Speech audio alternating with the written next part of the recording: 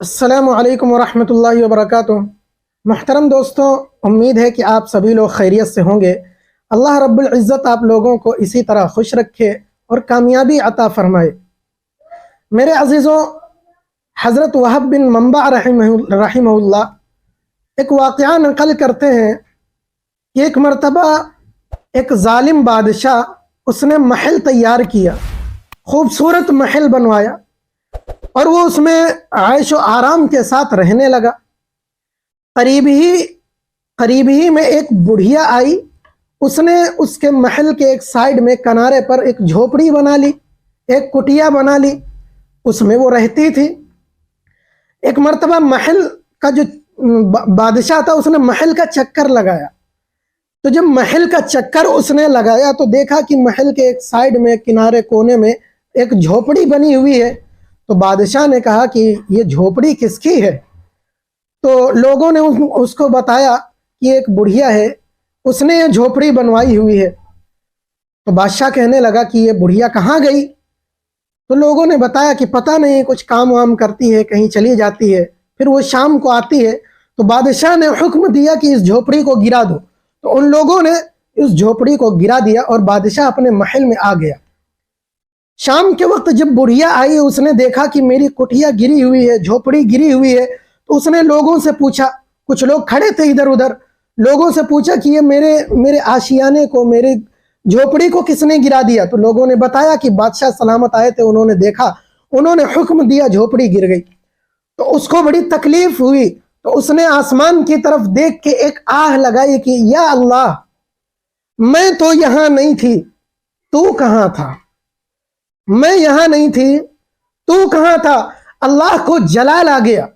اللہ رب العزت نے فوراً حضرت جبرائیل علیہ السلام کو حکم دیا اور وہ جبرائیل علیہ السلام آئے، اس جو محل کو پوری طرح سے اٹھا کے پٹخ دیا، محل کو الٹا دیا، اسی بادشاہ سمیت غرق ہو گیا، اسی میں نیست و نابود ہو گیا۔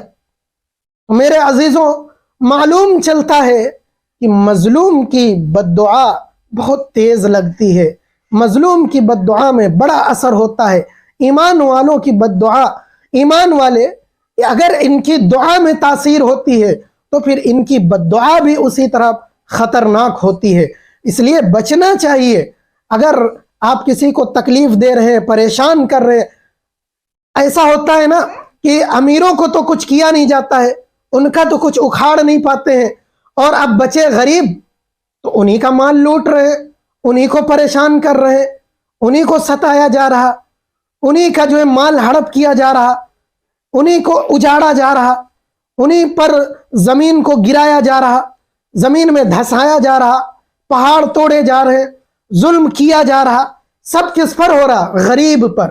تو غریب میں نیک لوگ بھی ہوتے ہیں، اللہ والے بھی ہوتے ہیں۔ اگر ایسے انسان پر آپ نہ جانتے ہوئے کسی پر آپ ظلم کرتے ہو، کسی کو تکلیف دیتے ہو، اگر اس کی زبان سے آہ نکل گئی تو پھر یاد رکھو، زندگی بھر کی تمہاری کمائی، جو تم نے کمایا، جو بنایا، سب کچھ ختم ہو جائے گا ایک پل میں۔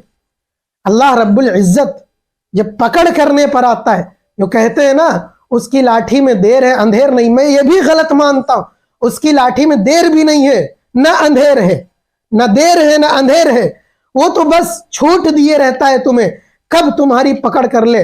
اب گناہ کرتے کرتے، تکلیف دیتے دیتے جب برتن بھر جاتا ہے نا، اللہ تعالیٰ کبھی کبھی کسی کو ایک دو گناہ پر پکڑ کر لیتا ہے، سدھار دیتا ہے، توبہ کی توفیق مل جاتی۔